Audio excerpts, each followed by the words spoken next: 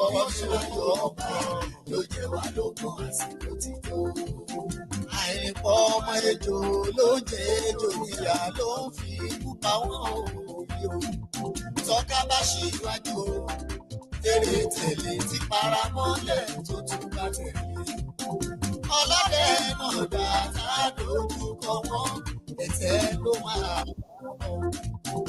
Tọmọ Ọ̀yọ́ bá tẹ̀ lọ́mọ Ògùn, tọmọ Oǹdó bá tẹ̀ lọ́mọ Èkìtì, tọmọ Kogi àtọmọ Kwara, tán bá fún ṣọ̀kan òkú ló máa dẹ̀rọ̀. Gbogbo ẹgbẹ́ tàbí pátá tó jẹ́gbẹ́ Yorùbá ti bá ní máa dàgbọ́ ilé aṣù. Ilé àmọ́ tó dàpọ̀ kan tó jọ́pọ̀ dùdùbà torí oríṣiríṣi ẹgbẹ́ ó wà.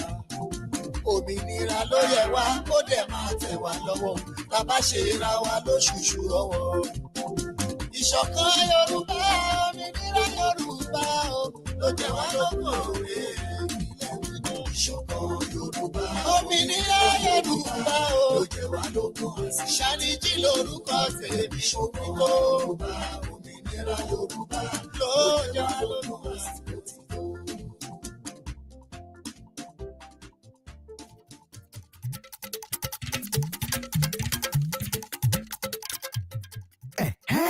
Ẹ ti bọ́ sójú ẹ̀. Ọmọboriowo Media, ìkànnì tó kún fọ́pọ́ pẹ̀lú òye. Ọmọboriowo Media, àròjinlẹ̀ ìkànnì. Ọmọboriowo Media, tó ń ti gbáǹkọ́gbì ọ̀rọ̀ tó ń ta ní jí. Ọmọboriowo Media, fáwọn ètò àgbọ́fikọ́gbọ́n. Ọmọboriowo Media, ètò ọrọ̀ ajé. Ọmọboriowo Media, àṣà àti ìṣe Yorùbá pọ́nbélé. Ọmọboriowo Media, orin ilẹ̀ wa. Ọmọboriowo Media, eré ìgbàlódé Media, iṣẹ́ Ọmọboriowo Media, ètò ọ̀gbìn. Ọmọboriowo Media, àti eré ayò. Ọmọboriowo Media, bó sì lálẹ́. Ọmọboriowo Media, bó jẹ́ lọ́sàn-án. Ọmọboriowo Media, ìyálẹ̀ta tàbí nídàjí. Ọmọboriowo Media, àti ọmọdé àti àgbà tó bá ti jòyè. Gbogbo oníṣẹ́ owó àti akọ̀wé, ọmọ ẹ̀kọ́ṣẹ́ àti ọmọléèwé tó fẹ́ mọ tó ń ṣẹlẹ̀ káàkiri àgbáńlá ayé. Ẹ máa wo Ọmọboriowo Media, Ọmọboriowo Media, Ọmọboriowo Media. Ẹ máa wò ó. Ẹ máa wò, ẹ máa wò, ẹ máa wò, ẹ máa wò, ẹ máa wò, ẹ máa wò Ọmọboriowo Media. Fún ẹ̀kúnrẹ́rẹ́ àlàyé síwájú sí i tàbí tẹ́ ẹ bá ní nǹkan tẹ́ ẹ fẹ́ ká bá yín polówó, ẹ lè kàn sí wa látòrí +971 500 8 +233 438 5089. Ọmọboriowo Media, ìkànnì tó dúró tán fásiyọrí ọmọ Yorùbá pátápátá. This is good news to all. But first of all, write this number down. 1-845-293-8937. You will get through to Divine Travels and Tour. They help you process and obtain USA work permit visa, tourism and visiting visa, vacation and cruising. Wow!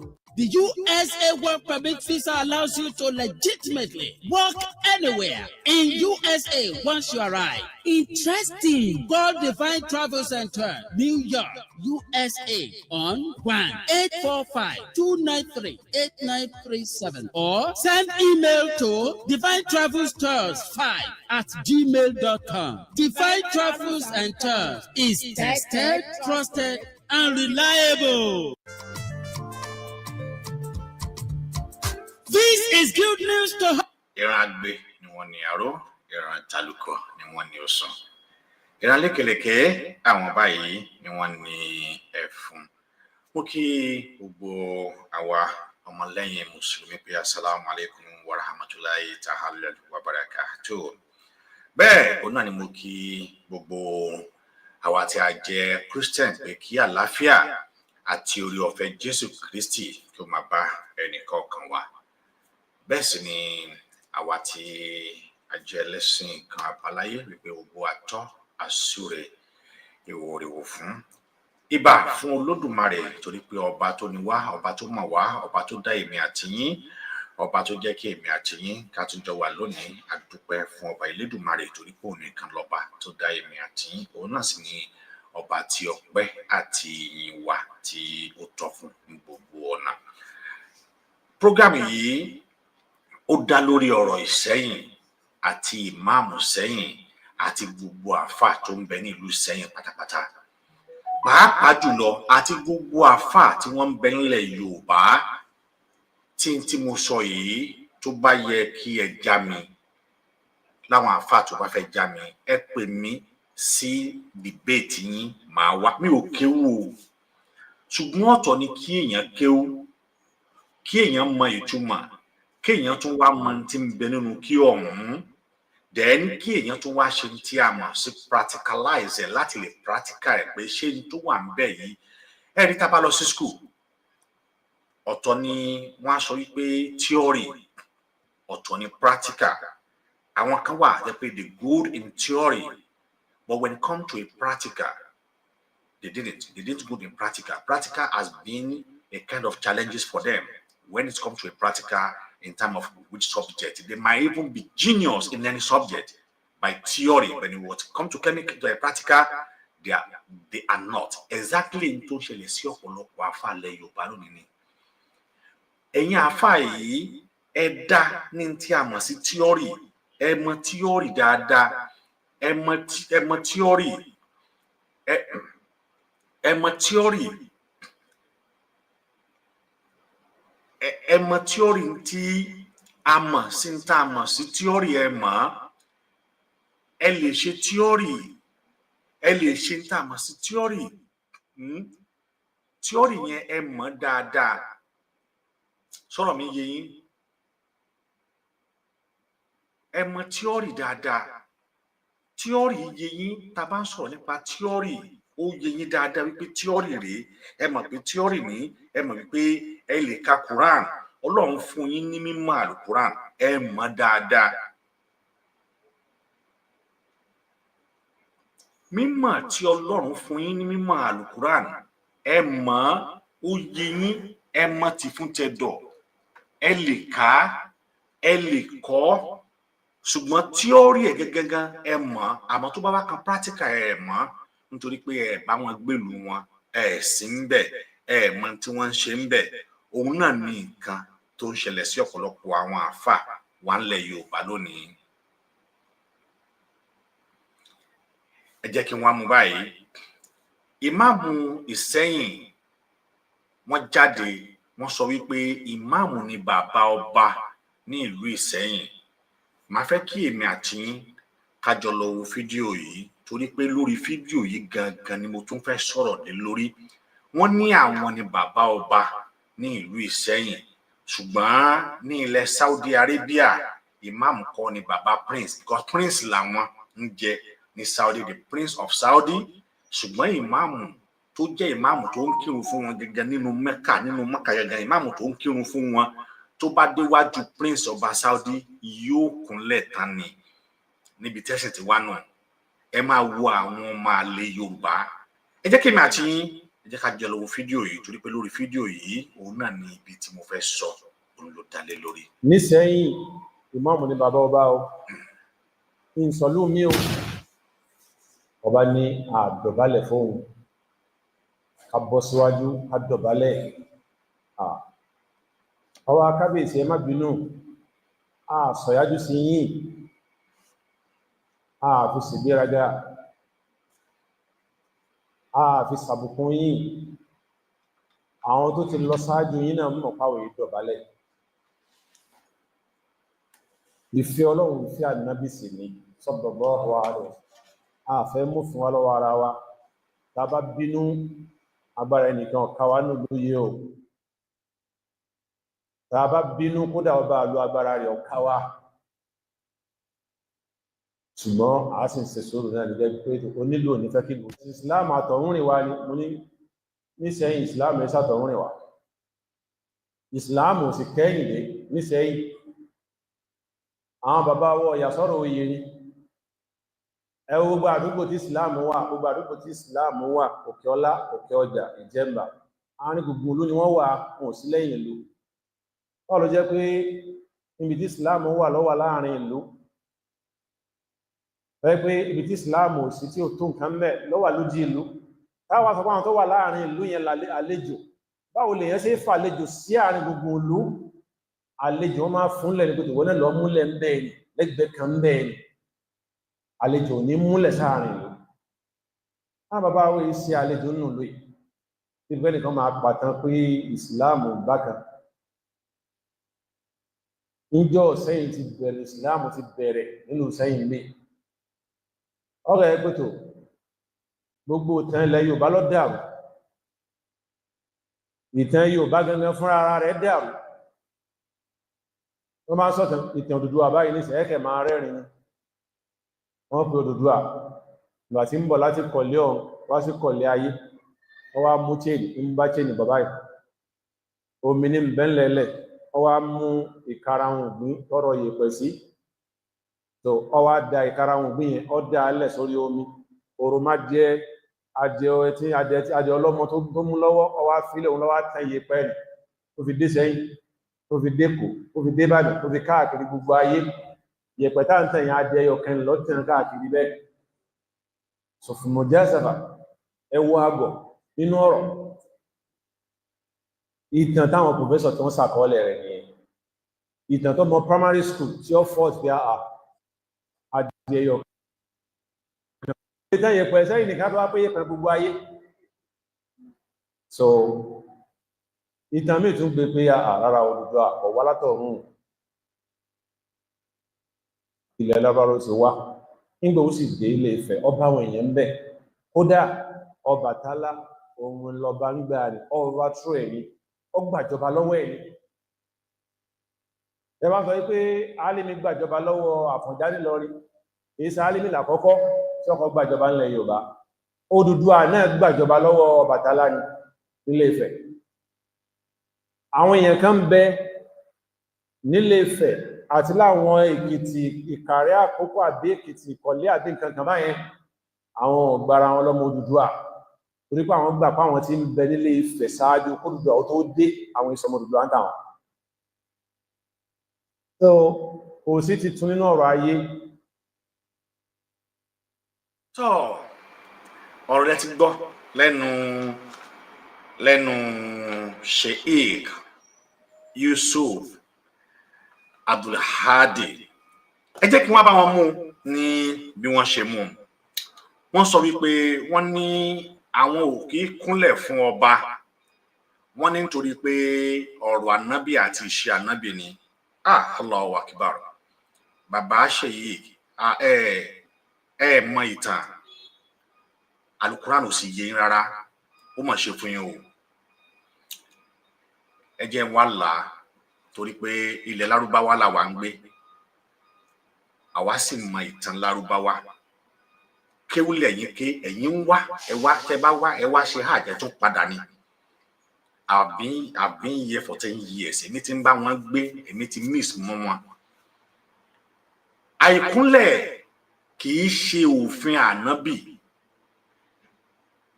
nítorí wípé gbogbo tí wọ́n kọ tí a mọ̀ sí Quran culture àti traditional ilẹ̀ àwọn Arab ni the whole content in that Quran it is culture and the traditional of the Arabic culture. Anabi did not travel far away to West African.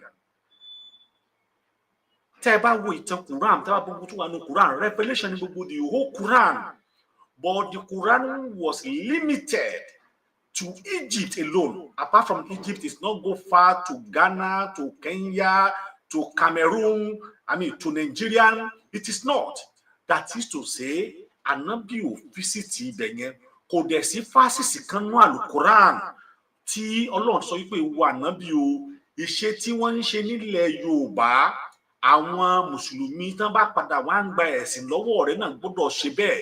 Tàbí iṣẹ́ tí wọ́n ń ṣe yìí wọ́n gbọ́dọ̀ gbà. No, ilẹ̀ Lárúbáwá ìṣe wọn àti kọ́tọ̀ wọn ò kì í dọ̀bálẹ̀. Bàbá Yusuf ẹ ní ọgbọ́n tí ẹ lè fi sọ̀rọ̀ Quran torí pé ẹ misinterpret ń tàmọ̀ sí Al-Quran. I'm sorry to say that, sir. Torí pé kì í ṣe bí àpèyàn ní ìmọ̀ Quran ní kó ní àgbọ́yé Al-Quran. Níbo ló wà nínú fasis Quran àti hadith wípé Ànábì fìgbà kan dọ̀bálẹ̀ rí fún àwọn òbí ẹ̀ àbí àwọn èèyàn ẹ̀ tọ́lọ̀ wá ní ìwọ ànábì o mo rán màlẹ́kà jùbìrí sí ẹ wípé o gbọ́dọ̀ dọ̀bálẹ̀ mọ́ níṣe ni kó kúnlẹ̀. Ẹ mú ẹ̀rí ẹ̀ jáde bàbá, ẹ mú ẹ̀rí kan jáde báyìí tó sọ nínú Al-Quran wípé just only one evidence please sir, bring it out, and that will show us wípé Anabi was frustrated to his people, to his elderly people in Saudi Arabia, and then God sent Malaika Jibril to him that Anabi, you have been forbidden to prostrate to the people of Saudi Arabia. Tọ́lọ́run ti sọ bẹ́ẹ̀ fún pé wà Anabi àníṣe ò gbọdọ̀ dọ̀bálẹ̀ mọ́. No, kò sí nínú Al-Quran, kò dẹ̀ sínú gbogbo àwọn tí wọ́n kọ hadith sá. Religions and the culture of Saudi Arabia, it was limited to Kenya bow down. Bow down, it's an highly respect in the Saudi Arabia, in the Dubai, in the Qatar, in the Kuwait, and in Oman. Wọ́n máa ń fi ẹnu kò ẹnu ọba ẹni, wọ́n á jì mọ́ra báyìí, wọ́n á fẹnu kò ẹnu, wọ́n á fi ẹnu kò orí. That is the highest greeting. Tí wọ́n bá wá fẹ́ ṣe jù láti lè fi pọ́n onítọ̀hún lé jù gan lọ, wọ́n á wá kúnlẹ̀ fún onítọ̀hún. Wọ́n dídọ̀bálẹ̀ ò sí nínú culture wọn, dídọ̀bálẹ̀ ò sí nínú ìwà wọn, dídọ̀bálẹ̀ ò sí nínú àṣà wọn, dídọ̀bálẹ̀ ò sí nínú ìṣe wọn. So that is why kò lè sí nínú Quran or Hadith. Religion ni wọ́n ní kẹ́ ẹ gbà, wọ́n ní kẹ́ ẹ gbà àṣà. Just accept that Islamic religion, but your culture as a Yoruba, it is to prostrate to your elderly people. As a man and a woman need to lead down with a nail. That is our culture as a Yoruba. But ẹ ti wá gbé culture Arab, ẹ ti gbé wọnú ẹ̀sìn. Nígbà tí Ànábì dẹ̀ fẹ́ fún yín lẹ́sìn, Ànábì ò fún yín ní culture. Ẹ̀sìn ni Ànábì ní kẹ́ ẹ gbà. Ànábì ò preach culture Saudi Arabia fún yín. Ànábì ò preach culture Islam fún yín. What Ànábì preach is to fear Allah and to obey your God. Sheikh Yusuf Abdul Hadi, you are an elderly man that's supposed to lead people into the righteous way, but you are misleading the people of Aseyin. That is number one. Sir, ẹ lọ ka Quran yín dáadáa, ẹ lọ ka hadith yín dáadáa, ẹ lọ ka ohun tí Quran sọ dáadáa, ẹ lọ ka ohun tí hadith yín sọ dáadáa. Níbo ló wà nínú Quran and hadith tí Ọlọ́run ti sọ wípé ìwọ Ànábì, you have been forbidden to prostrate to elderly people in the Makkah? There is no places in verses of Al-Quran God said that. So why are you misleading the people of Iseyin by chasing them away from the right of prostrating to their king? Then you said, ní Iseyin, Imam ni bàbá ọba. This is where ẹ tún ti ṣe mistake, sir. Tí Imam bá jẹ́ bàbá ọba ní Iseyin, kí lẹ lọ ṣe láàfin? Bàbá, kí lẹ lọ ṣe láàfin? Tí Imam bá jẹ́ bàbá ọba ní Iseyin, kí ni tí ẹ lọ ṣe láàfin? Kí ni iṣẹ́ yín láàfin? Kí ni tí ó gbé yín lọ sáàfin? Kí làwọn nǹkan tẹ́ lọ ṣe láàfin? Ẹ lọ sáàfin nítorí pé ọba bá lórí ohun gbogbo. Ẹ lọ sáàfin nítorí pé ọba Ìṣẹ́yìn ó bá lórí ohun gbogbo. Kẹ́ẹ̀dẹ̀ tó lè jẹ imam, ẹ̀yin kọ́ lẹ fi ayé jẹ imam o. Ọba ló fi ń jẹ imam.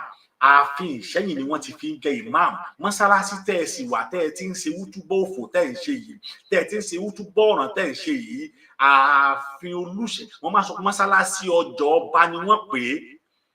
Then ta lọba lónìí? Mọ́sálásí ọjà ọba tí Aseyin ti ìlú Ìṣẹ́yìn, òun lẹ ti ń ṣe nǹkan tẹ́ ẹ ń ṣe yìí, òun lẹ ti ń ké wútúbà tẹ́ ẹ ń ké yìí. Dákunlá, ẹ bẹ̀rù Ọlọ́run.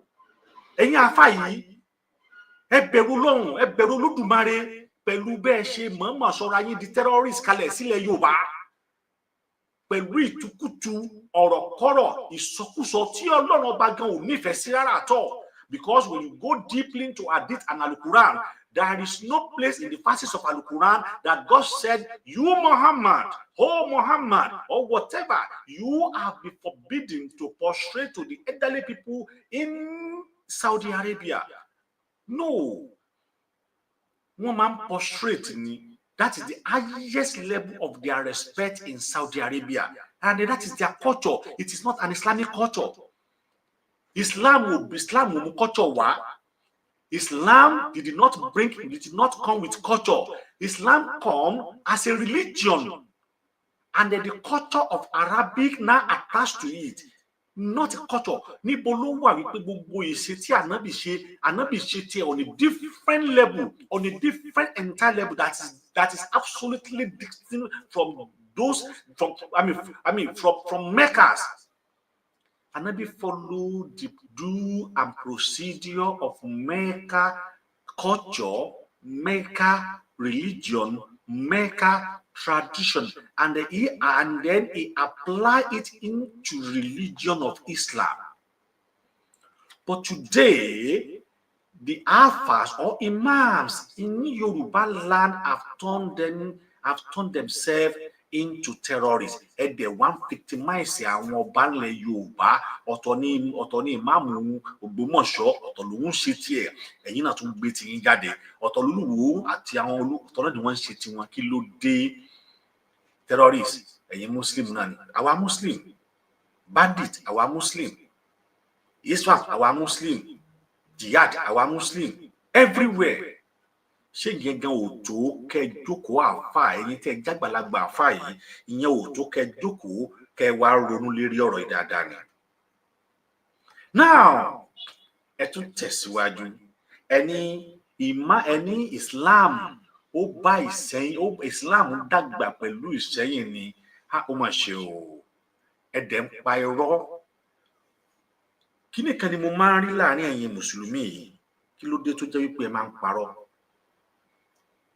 Àwọn tí wọ́n dẹ̀ ń tẹ̀lé yín, wọ́n á dẹ̀ jókòó tì yín pẹ̀lú ọ̀tẹ̀ ń pa yìí, ẹ sì mọ fírọ̀ ìbáyé wọn jẹ́. Islam ò grow pẹ̀lú Ìsẹ́yìn o. Islam náà wá sí Ìsẹ́yìn ni. Maybe tí lọ Google ẹ̀ kẹ́ wo when Islam came to Ìsẹ́yìn. Bóyá èmi àti yín lónìí ńlá jọ wá ná tán bí owó, àwa lọ wò bóyá ká kúlò wo tí Google fẹ́ fún wa. Tí Google bá dẹ̀ fún wa ní nǹkan tó jọ mọ́ bẹ́ẹ̀, bóyá ká lọ wo ohun tí àwọn nǹkan míì àtún fún wa tó lè sọ fún wa wípé Islam náà padà dé ìlú Ìsẹ́yìn ni.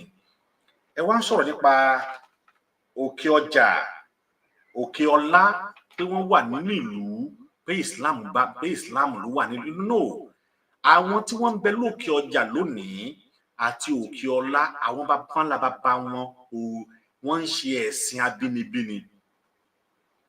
Ẹ jẹ́ kí gbogbo àwọn tó wà lókè ọjà, ẹ jẹ́ kí wọ́n jáde wípé Islam ni wọ́n fi ìbẹ̀rẹ̀ pẹ̀pẹ̀ gbèsè ayé wọn. Tí Imam Yusuf Abdulhadi yìí tí wọ́n bá mọ̀ tán tó jẹ́ pé bóyá wọ́n ti dàgbà jù, wọ́n mọ̀ nǹkan kan mọ́. Ìtàn sọ fún wa wípé date of báyìí ní Islam wọ ilẹ̀ Nàìjíríà. Then ẹjọ́ níbo wá ní Islam ti wà ní Ìsẹ́yìn? Ṣé láti Ìsẹ́yìn ni ìtàn ti tàn káàkiri ilẹ̀ Yorùbá? Ẹ̀yin àfà àgbàlagbà tẹ kéwì, kí ló dé tẹ̀ ní ìsìlẹ̀ àwọn èèyàn? Ṣé láti ìlú Ìsẹ́yìn ni ìtàn ló ti tàn káàkiri ilẹ̀ Yorùbá nígbà tí ìtàn sọ wípé ó ní iye ọjọ́ àti oṣù àti ìgbà tí Islam tó wọ Nàìjíríà? I'm going to Google and let us see when Islam came to Nigeria, because a ní láti jọ kí àwọn àfáà yìí kí wọ́n fi ara balẹ̀ láti mọ̀ wípé lóòótọ́ tí wọ́n bá fẹ́ mislead àwọn èèyàn. Àwa kan wà tá a jẹ́ Mùsùlùmí. Èmi náà ké o, mo ké o gan, èmi náà ké o níwọ̀nba, ṣùgbọ́n mi ò sọ wípé kí n jẹ́ ọmọ àlè. Mi ò ní pé kí n jẹ́ ọmọ àlè ilẹ̀ Yorùbá. Mi ò ní pé kí n sọ wípé kí ilẹ̀ Nàìjíríà kó dàrú. Mi ò ní sọ pé kí ilẹ̀ Nàìjíríà mi ò sọ pé kí ẹ̀yin àfáà kan kí ẹ wá sọ ilẹ̀ Yorùbá kẹ́ ẹ sọ di tó jẹ́ wípé àwọn ọmọ wa tí wọ́n bá fẹ́ wá sí Islam, wọ́n ń kú ní Islam, wọn à lè ṣe Islam mọ́. Ṣé ti bẹ́yẹn? Islam arrived in Nigeria in 11th and 12th century. through a trade migration and through the travels of the scholar mystic Yafar along trading through along trade through the righteous of Canaan and the Bono had been contact with the Muslim trade. That Islam to war Nigeria. Islam won Nigeria in 11th and 12th century. But in Islam de ilẹ̀ Yorùbá, when Islam entered the Yorùbá land, kí ìmáàmù yìí kàn wá sọ fún wa tí àwọn ò bá ẹ̀yin afá àtẹ̀tún mọ̀ ìgbà wo ni Islam wọ ìlú Yorùbá, ìyẹn yóò tún lè jẹ́ kí a mọ̀ wípé ṣé lóòótọ́ ní Islam ti wà ní Islam wọ Ìsẹ́yìn ṣáájú kí bàbá yìí kó tó sọ tiwọn o ìlú wo ló sì yọkọ wò then màá wá gbé kínní màá gbé wá sí ojú agbami tí ẹ̀yin yẹn wá tí ẹ ti lè bá wa rí a lè fi wá wò ó pé ṣé lóòótọ́ ni nǹkan tí bàbá yìí tí wọ́n ń sọ torí pé ọ̀pọ̀lọpọ̀ wa òun náà ni a máa ń sọ ìtàn tí a sì fẹ́ jẹ́ kí àwọn ọmọ yìí kí wọ́n mọ̀ náà a gbọ́dọ̀ jẹ́ ẹni tí yóò lè béèrè a gbọ́dọ̀ jẹ́ ẹni tí ó lè máa ṣe ìwádìí a gbọ́dọ̀ jẹ́ ẹni tí ó lè wádìí láti lè mọ tí àwọn wọ̀nyí tí wọ́n ń sọ fún wa pé ṣé lóòótọ́ ni wọ́n ń sọ yìí àwọn tí wọ́n ń sọ̀rọ̀ yìí ṣé ní tí wọ́n ń sọ yìí ṣé lóòótọ́ ni ṣé bí wọ́n ṣe sọ ṣé bẹ́ẹ̀ ló ṣe rí àjọ lọ wo ìgbà tí Islam tó wọ orílẹ̀-èdè ilẹ̀ Yorùbá láti ibi tó ti ń bọ̀ ta ló mú wá àwọn wo ni wọ́n gbà wá báwo ni Islam báwo ló ṣe wọlé níbo ni Islam tó gbà wọlé kí bàbá wa Abdulwahab kí wọ́n ti pè wọ́n Sheikh Yusuf yìí kí wọ́n wá sọ fún wa ìgbà tí Islam ibi tó ti àsìkò tó wọ ìlú Ìsẹ́yìn a máa wá ọgbẹ́rún ní àsìkò tí Islam tó wọ ìlú Ìsẹ́yìn ó lẹ́wọ̀ yìí Islam ó wọ ilẹ̀ Yorùbá ní 14th century Yorùbá came in contact with Islam around the 14th century wọ́n ní Yorùbá wọ́n padà gba Islam o wọ́n padà pàdé Islam o ní around 14th century during the region of Mashakana ìyẹn tá a mọ̀ sí Mashakana Musa of the Mali Empire according to Ali Al-Hur the first Muslim was built the first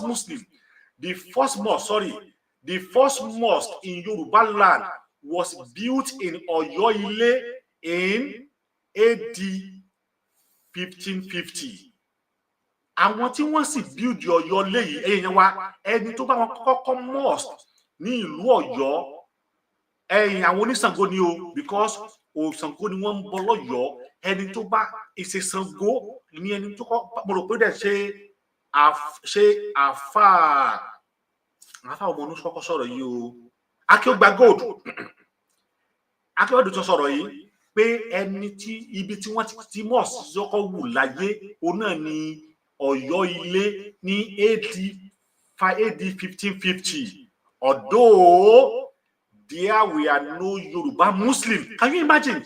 Although there were no Yoruba Muslim, the mosque only served the spiritual need of foreign Muslim living in Ọ̀yọ́. Can you imagine? Kò sí Muslim nígbà náà. But the mosque, the mosque was only serve the foreign Muslim living in Ọ̀yọ́ state. Àwọn tí wọ́n jẹ́ foreign Muslim tí wọ́n ń gbé ní Ọ̀yọ́ state, àwọn ni mosque yìí, àwọn ni wọ́n kọ́ fún ní AD 1550. Ìlú Ọ̀yọ́-Ilé ní Islam ni wọ́n ti kọ́kọ́ ní the first mosque láyé ìlú Ọ̀yọ́-Ilé ni. And then ẹni tó dẹ̀ bá wọn fọwọ́sowọ́pọ̀ láti build the mosque yìí Ṣàngó àwọn oníṣàngó ni. Now níbo ni Imam Yusuf níbo ló ti rí ìtàn ti yẹ wípé Imam bá wọn dàgbà ní ìlú Ìsẹ́yìn ni then níbo lágbolé Ànábì ní ìlú Ìsẹ́yìn níbo ni Ọlọ́run ti sọ̀rọ̀ Ìsẹ́yìn nínú fásitì Al-Qur'an tàbí níbo ni Ànábì ti sọ̀rọ̀ Ìsẹ́yìn ní fásitì Al-Qur'an níbo ni ọ̀rọ̀ Ìsẹ́yìn níbo ló ti jáde nínú fásitì Al-Qur'an wípé lóòótọ́ Islam bá wọn bẹ̀rẹ̀ ní ìlú Ìsẹ́yìn ni. Bàbá yìí ẹ stop ṣe bẹ́ẹ̀ ẹ stop mislead ẹ stop parọ́ ẹ stop dilute you guys are just being a dilution ẹ stop dilute gbogbo ẹ̀ báwọn yàn ìlú Ọ̀yọ́ ni. Now let's go when Islam enter Ìsẹ́yìn ilé. Ẹ jẹ́ ká lọ wò ó bóyá a lè rí gbọ́ when Islam when Islam started in Ìsẹ́yìn. Yeah, in Iseyin, Yoruba land. How Islam enter? No, kò fún wa. Torí tó bá fún wa ni, mo fẹ́ wo ìgbà. Ṣé rí pé kò sí ńbẹ̀? Kò sí. So, kò sí ibi tí Islam ti wọ tó ti wọ Ìsẹ́yìn níbí. Because the history of now, ó tún wá burú gan, kò sí history Islam nílùú Ìsẹ́yìn.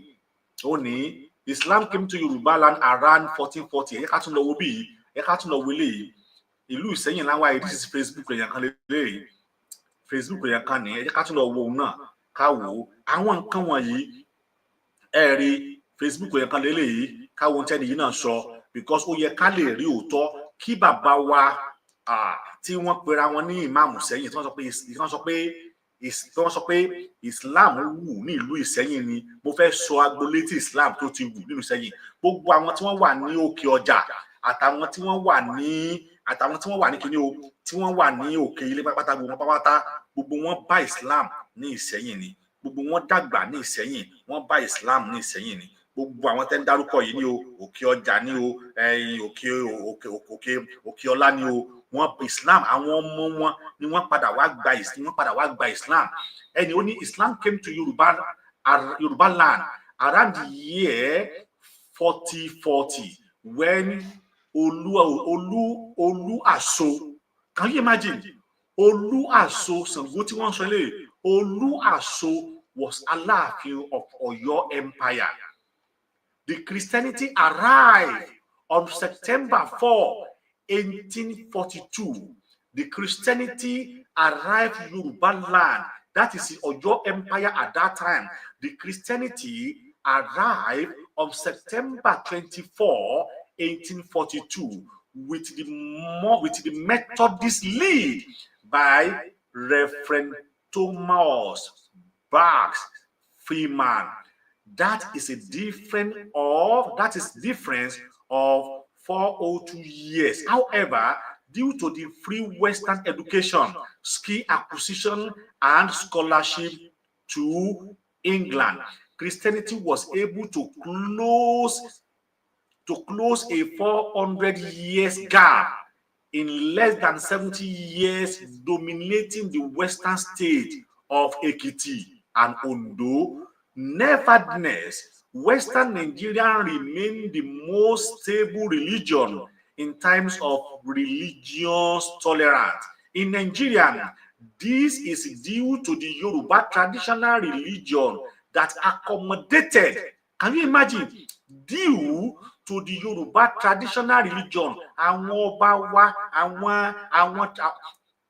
traditional wa, that is why tí wọ́n ṣe lọ ń kọ́ mosque sí ọjà ọba, torí wọ́n mọ̀ pé àwọn ọba yẹn, that is the reason, that is the main purpose tí wọ́n ṣe lọ ń kọ́ mosque sí ọjà ọba. Ibi tí mosque kọ́kọ́ máa ń dé sí ní ilẹ̀ Yorùbá òun náà ni ààfin, torí mọ̀ pé àwọn èèyàn máa ń wá sí ààfin láti lè confuse àwọn èèyàn láti lè ṣe Islam. Tẹ́ bá dẹ̀ lọ wò náà, the same thing tí àwọn Christian tí wọ́n gbé wá náà ni àwọn náà ní church náà, the same thing church ọjà ọba náà wà, mosque ọjọba wà. That is the method tí wọ́n lò nígbà náà láti lè jẹ́ kí àwọn èèyàn kí wọ́n ti gba Islam tàbí gba Christianity. So that is what is happening around that time. Now, can you see it? Because of the generosity of Christianity, by introducing some skill acquisition, by scholarship, by free education, they closed the gap of 700 years far away from the Islam. Can you imagine? This is due to the traditional religion that accommodated both Christianity and Islam in Yoruba land. Can you imagine? Níbo wá ni àfà tó pe rẹ̀? Àfà Sheikh Yusuf, níbo gangan lẹ ti wá rí wípé níbo gangan lẹ́yìn ti mú ìtàn tiyín wá? Níbo ni ìtàn tiyín, níbo ló ti wá tẹ̀yin ti rí wípé lóòótọ́ o Islam yìí, níbo lẹ ti gbé tiyín wá? Imam ni bàbá ọba o. Mo tún padà sórí ọ̀rọ̀ yín, mo máa pọ̀ sí yín. Níbo lẹ ti gbé ìtàn tiyín wá? Níbo lẹ́yìn ti gbé ìtàn yín wá? Even Christianity gan, Christianity dé sí ilẹ̀ Yorùbá ní September 24, 1842. Islam dẹ̀ dé ní 4040. Òun ló dé. The first mosque, when they went to the first mosque tí wọ́n build láyé was Ọ̀yọ́lé in AD 1550. And at that time, kò tí ì sí ẹnìkankan tó ń ṣe Islam. Then ṣé ìlú Ìsẹ́yìn ṣó ju ìlú Ọ̀yọ́ ni? Ṣé ìlú Ìsẹ́yìn ṣé ó ju ìlú Ọ̀yọ́ lọ? Ṣé ìlú Ìsẹ́yìn ṣé ó ju ìlú Ọ̀yọ́ lọ? Níbo lẹ̀yin ti wá rí wípé Islam bá Ìsẹ́yìn dàgbà? Àárí ibi tí tàn máa pé ọdún báyìí ni Islam wọ Ìsẹ́yìn. Ẹ̀yin bá mọ̀, tẹ́ ẹ bá mọ̀ lóòótọ́, ẹ dákun ẹ sọ fún wa, ẹ jẹ́ ká mọ ìgbà tí Islam tó wọ Ìsẹ́yìn. Ẹ̀yin wá sọ pé Ìsẹ́yìn Imam ni bàbá ọba, ẹ rí pé sí èrè, ẹ rí pé gbádùn. Ọ̀rọ̀ tẹ́ sọ̀n ẹ rí pé ó yẹ kẹ́ kó jẹ torí pé ọba ilẹ̀ Yorùbá lẹ́ ń sọ̀rọ̀ sí pé ní Ìsẹ́yìn Imam ni bàbá ọba, torí pé ẹ jẹ́ alákatakítí ẹ̀sìn, torí pé ẹ jẹ́ ẹni tó jẹ́ pé èèyàn mọ̀ yín. Ṣé rí the fairness tí ọ̀pọ̀lọpọ̀ Christian tí wọ́n máa ń fẹ́ ẹnu yín láti lè bá yín fà wàhálà? It has over. People are ready to attack you when you attack them this time around. Àwọn èèyàn ṣe tán àti bá yín fà wàhálà yẹn tẹ́ bá bá wọn. Kódà ọ̀pọ̀lọpọ̀ àwọn tí wọ́n jẹ́ Muslim gan ni wọ́n á tún takò yìí. Ẹ jẹ́ ká tún wá tẹ̀síwájú. Ẹ wá ń sọ̀rọ̀ ilẹ̀ Yorùbá. Ìtàn Yorùbá ò dàrú nítorí pé ẹ̀sùn má gbà láti mọ ìtàn Yorùbá ò dàrú. Ṣùgbọ́n àwọn tí wọ́n kọ ìtàn Yorùbá jù ń la àwọn òyìnbó, ṣùgbọ́n ìtàn ilẹ̀ Yorùbá ò dàrú torí pé ẹ̀yin ò tọ̀ àwọn àgbà lọ ni. Ẹ̀yin kò sọ pé àwa kan wá láti Mẹ́kà. Fake rumors torí pé Mẹ́kà àwọn Mẹ́kà ni wọ́n kọ ìtàn tiwọn. Ìbá kan sọ pé Yorùbá wá láti Jerusalem, àwọn ni wọ́n kọ tiwọn. Ó kálukú ló kọ ìtàn tiẹ̀. Ṣùgbọ́n tẹ́lẹ̀ Yorùbá ilẹ̀ tó fẹ̀ ni wọ́n ń pè ní Ilé Ifẹ̀ lónìí. Nígbà tí àáfà yìí tẹ́ ẹ̀ bá lè bìlífù ìtàn Yorùbá, ṣùgbọ́n ẹ lè bìlífù wípé ànábì ṣe nǹkan, màlẹ́kà Jùbírì yọ sí. Now ṣé ẹ bẹ́ kí èmi náà bí pé lóòótọ́ ní áńgẹ́lì máa dédé yọ sí yàn? Èmi náà fẹ́ gbà yẹn gbọ́ àbí? Ẹ lè jẹ́ ká jọ lọ tú inú ẹ mọ̀ gbogbo pátá àwọn TikTok ti jẹ́ kí àṣírí Mùsùlùmí ó tú lọ́pọ̀lọpọ̀. Ànábì fẹ́ ọmọ ọdún 6, ó bá sùn ọmọ ọdún 9, àwọn àfáà náà confirm ẹ̀.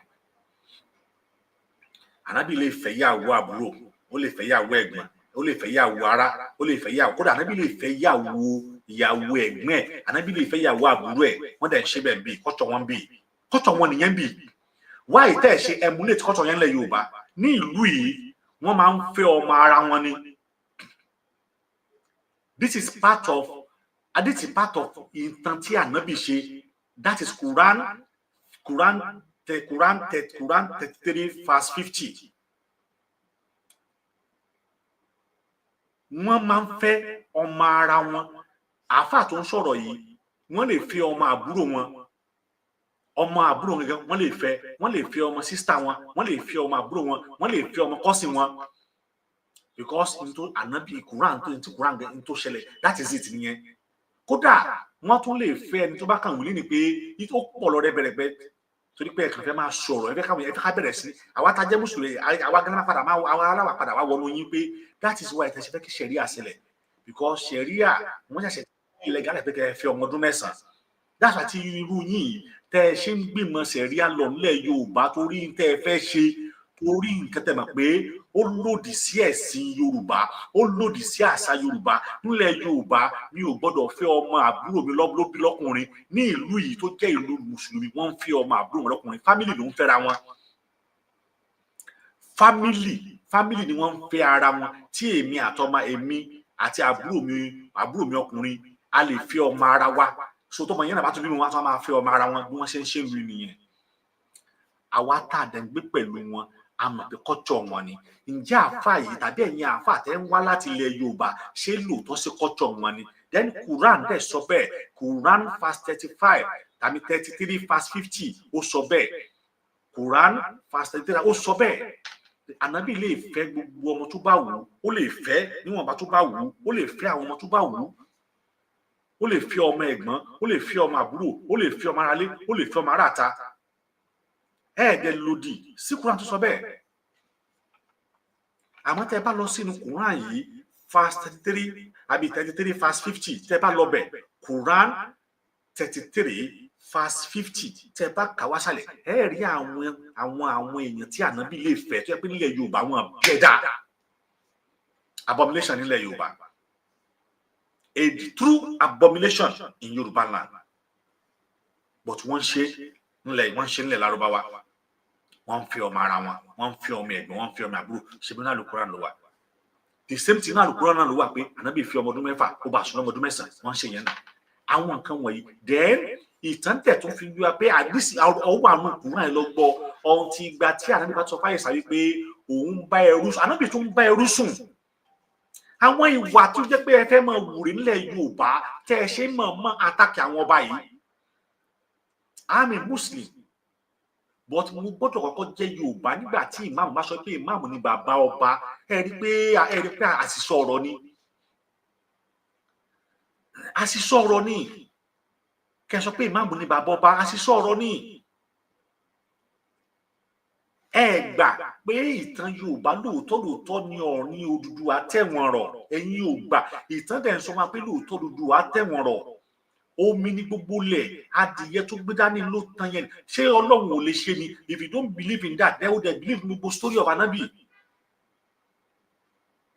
Tí ìbá ṣẹni tí kò bá ní làákàyè, báwo lè yóò sọ fún wa wípé nígbà tí Ànábì wọnú wò, aláǹtakùn ló wá ta okùn dí ibi tí Ànábì wọ̀? How do you believe that? Àfáà yìí, bàbá tó ń sọ̀rọ̀ yìí, yóò tún máa fi wàásù fún yàn pé nígbà tí wọ́n fẹ́ pa Ànábì o, tó sá wọnú wo kéfù aláǹtakùn, òun ló wá ta okùn dí ibẹ̀, ó wá takùn dí. But you believe that. You could hardly believe that, but you fail to believe your own story. You didn't believe your own story, but you believe other tribe story. Pé aláǹtakùn ta òwú, and so many stories tó wà funny bẹ́ẹ̀ tó sọ nínú Quran, but you can believe that. But ìtàn tiẹ̀ tó wá sọ fún ẹ wípé lóòótọ́ Ilé Ifẹ̀ ni gbogbo àwọn èèyàn ti lọ. Tó bá padà lọ wo ìtàn Ìsẹ́yìn, Ilé Ifẹ̀ ni gbogbo wọn ti migrate. Ẹni tó kọ́ jẹ ọba ní ìlú Ọ̀yọ́, Ọ̀rànmíyàn Ifẹ̀ ló ti migrate. Ìlú Ọ̀yọ́ gan tá a mọ̀ sí the empire of Yorùbá race, the empire of Yorùbá town. Ìlú Ilé Ifẹ̀ ní ẹni tó lọ jẹ ọba bẹ̀ ti migrate lọ sọ́yọ́, ìyẹn Ọ̀rànmíyàn. Báwo ni wọ́n ṣe wá ń pè ní Ilé Ifẹ̀? Ilẹ̀ tó ń fẹ̀ ni wọ́n ń pè ní Ilé Ifẹ̀. Ìkòkò tí wọ́n gbé dání àti adìyẹ yìí, Ọlọ́run ó dá tẹ̀wọ̀n rọ ni. But you don't believe in that story. Àwọn tí wọ́n gẹ́dẹ̀ tún fẹ́ náà rẹ̀ sọ wípé ìtàn tí àwọn professor kọ nìyẹn. Nínú ìwọ àti àwọn professor, ta ló nímọ̀ jù? Nínú ìwọ tó jẹ́ ìmáàmù yìí, tó jẹ́ pé ìmọ̀ tiẹ̀, your brain and everything was stick only for the Quran and the knowledge of Saudi Arabia, knowledge of Arabic. You know a true knowledge of Arabic. You know everything about Arabic, and then you want every one of us to emulate it. Mama sọ fún àwọn èèyàn, Ànábì sọ báyìí, Ànábì ṣe báyìí. Now, ṣé gbogbo ń tà Ànábì ṣe yẹn, ṣé ń lo corresponding with Yoruba culture and tradition? Gbogbo tí wọ́n ń sọ yìí, Ànábì ṣe yìí, ṣé gbogbo ń tà Ànábì ṣe yìí, ṣé gbogbo ẹ̀ òun ló correlate pẹ̀lú Yoruba tradition and culture?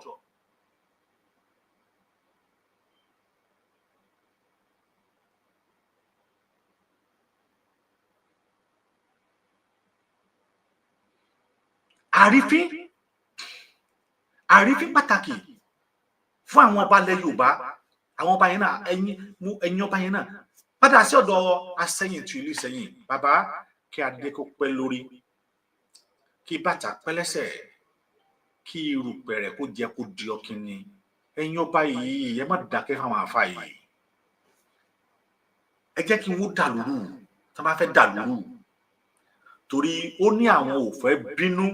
Ẹ máa wo àgbàlagbà, ẹ wo àgbàlagbà terrorist, ẹ wo àgbàlagbà terrorist pé òun ò fẹ́ bínú tí òun bá bínú agbára ọba gan ò ká àwọn. Ó ní tí a bá bínú agbára ọba fúnra rẹ̀ gan ò ká àwọn. Can you see the high level of disrespect to the first citizen of Iseyin? It's a shame to all the Iseyin sons and daughters for a single man to utter an honorable word to your king of Aseyin, and every one of you keep mute. And then when you did your investigation very well, you will believe that this man, it is not from Sheyin, from biological or motherly born. When you go through deep investigation, you will find that this man is not a real, original, and the blood of Iseyin. When you find it, then in your Aseyin Dake, you are afraid to speak the truth. You are afraid to face the challenges. You are afraid to speak for your king. Even though if the king is even afraid to speak, that is left for the king. Because I couldn't see the reason why the king would just keep silent and not call for the media. And then ọba ní àṣẹ láti rọ ìmáàmù yìí kúrò lóyè torí pé ọba láṣẹ àti yọ. Now this man have already created the boundary between the Obas and him. There is no way both of them can be in the same line together anymore. That is what Islam has become in Yoruba land. Islam has become a threat. Islam has become a terrorist religion. Islam has become what you don't even talk for. They have turned Islam and to me, you can say, man, what irú religion wo la lè pè náà? Irú religion wo la lè pè? Torí because tẹ́ bá ti wá sọ ẹ̀sìn, tẹ́ ti sọ di ogun, tẹ́ ti sọ ẹ̀sìn, tẹ́ ti sọ di wàhálà, tẹ́ ti sọ ẹ̀sìn, tẹ́ ti sọ di ìbànújẹ́ fún àwọn èèyàn, tẹ́ ti sọ ẹ̀sìn, tẹ́ ti sọ di tí ẹnikẹ́ni ò gbọdọ̀ sọ̀rọ̀ nípa yín, tẹ́ ti sọ ẹ̀sìn, tẹ́ ti sọ di tí ẹnikẹ́ni ò gbọdọ̀ sọ̀rọ̀ sí yín, ẹ ti sọ ẹ̀sìn di wípé do or die. It is not going to happen. And láti sọ òótọ́ ọ̀rọ̀ nígbà tí àwọn kan bá ń rí àwọn ọba wa fín, yálà ọba ṣeun tó dáa ni, ọba ò ṣeun tí ò dáa ni, ọba ní ẹ̀tọ́ tó bá mọ̀ pé òun lè dọ̀bálẹ̀ fọba mọ́ wulẹ̀ lọ. Mo padà sórí ìdọ̀bálẹ̀. Hadith wo àti àyà alukuran wo òun ló sọ wípé ìwọ ànábì àní ègbé ni fún ọ láti dọ̀bálẹ̀ fún ẹnikẹ́ni? Níbo ni alukuran ti sọ? Níbo làdí ti sọ? Níbo ni gbogbo ṣé sọ́yẹ́rì Buhari ni, ṣé Mukadam ni, ṣé Buhari ni, gbogbo tẹ́ bá fẹ́ pé níbo ni wọ́n ti sọ? Ẹ̀dẹ̀ ti sọ ẹ̀sìn díjàgan kí aṣíwájú ẹ̀sìn, kí ẹni tó ṣáájú ẹ̀sìn, ẹni tó síwájú ẹ̀sìn kó máa sọ wípé tí àwọn bá bínú tán agbára ọba gan ò ká. Ẹ bínú bàbá, ẹ bínú ẹ jọ̀ọ́ ẹ bínú sà, ẹ bínú ẹ dá gbogbo ẹ̀rú, ẹ bínú ẹ dàrú, ẹ bínú ẹ bàjẹ́, ẹ bínú ẹ fọ́ pẹ̀lú ẹ fọ́ nífàpọ̀ mọ́yọ̀, ẹ jọ̀ọ́ ẹ bínú. Ẹ bínú torí tọ náà, mo fẹ́ kẹ́ bínú sà, kẹ́ dàrú. Tẹ́ ẹ bá bínú ajẹ́pẹ̀ kì í sọmọ ọkọ. Ẹ̀yin tí wọ́n ń pè láti òkè ọlá àti òkè ọjà, òkè ọlá àti òkè ọjà, àwọn kan ni wọ́n wà níbẹ̀ kí Islam tó dé o. Torí pé wá jẹ́ pé àwọn agbègbè yẹn ń bẹ láàrin ìlú ni ó sọ wípé Islam ni wọ́n ń ṣe láti bẹ̀rẹ̀ pẹ̀pẹ̀ ayé wọn ní tí wọ́n ń bọ́nu ilé ọ̀hún ni wọ́n ti parẹ́ tí wọn ò bọ́ mọ́. Tá a bá sì padà lọ ṣe ìwádìí ìtàn, àwa ń ṣèwádìí lọ́wọ́ ní òkè ọlá àti òkè ọjà, àwa ń ṣèwádìí, a fẹ́ mọ àwọn tí wọ́n ṣe agbègbè náà dó, kí lẹ̀sìn tí wọ́n ń ṣe. Ìwọ tó bá jí ọmọ Ìsẹ́yìn tó ń wò mí, nọ́mbà mi rè pè mí. Tó o bá mọ ìtàn wọn ní òkè ọlá, tó o mọ ìtàn wọn ní òkè ọjà, níbo ni wọ́n ti ṣẹ̀ wá, kí ni tí wọ́n fi ṣẹ̀, báwo ni wọ́n ṣe ṣẹ̀ wá, àwọn wo ni wọ́n kọ́kọ́ dálẹ̀, àwọn wo ni wọ́n kọ́kọ́ bẹ̀rẹ̀ ẹ̀sìn, kí lẹ̀sìn tí wọ́n ń bọ lókè ọlá nílùú bíbí òkè ọlá tẹ́lẹ̀tẹ́lẹ̀, ẹ rí wípé tẹ́ bá wá lọ tẹ́ bá wá bọ̀, kì í ṣe Islam lọ́kọ́ délẹ̀. Òun tí ẹ tó bẹ́ẹ̀ kì í ṣe Islam, kò sí, kì í ṣe Islam, because ìgbà tí Islam wọ Nàìjíríà tó wọlé Yorùbá ni wọ́n ti sọ yìí. Bí bàbá yìí ò bá gba ìtàn tiwa pé Islam kọ́kọ́ wọlé Yorùbá, ṣe bá ṣàgbà ìtàn tìtàn tí àwọn òyìnbó kọ fún wa, orí Wikipedia ni ìlú Ọ̀yọ́ ní Islam kọ́kọ́ wọ̀. Kò dẹ̀ sí ọmọ Yorùbá tó ń ṣe Islam nígbà náà, ṣùgbọ́n wọ́n build the mosque yẹn síbẹ̀ ní 1550. Òun ni wọ́n build the first mosque ní ìlú Ọ̀yọ́ 1550. Wọ́n dẹ̀ build ẹ̀ síbẹ̀ láti lè ṣe kí ni o, láti lè jẹ́ kí àwọn tí wọ́n jẹ́ foreigner, tí wọ́n jẹ́ Muslim, kí wọ́n máa kírun ńbẹ̀ ni. Àwọn tí wọ́n jẹ́ foreigner, tí wọ́n jẹ́ láti lè jẹ́ kí wọ́n máa kírun ńbẹ̀, òun ni wọ́n ṣe fún.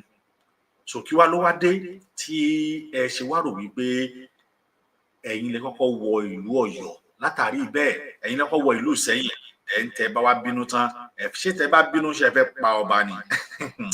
Ẹ̀yin kìíní, jẹ́ tẹ́ bá bínú ṣe fẹ́ pa ọba ni? Ṣé tẹ́ bá bínú tán ṣe fẹ́ pa ọba ni? Ẹ lè ṣe ju tẹ́ ti ń ṣe yìí lọ. Olódùmarè yóò sì ràn wá lọ́wọ́. Ẹ dákun yí wà yín padà. Nítorí náà, ilẹ̀ Yorùbá kì í ṣe ibi tí àwọn èèyàn ti máa ń sọ̀rọ̀ sí ọba ṣàkàṣàkà.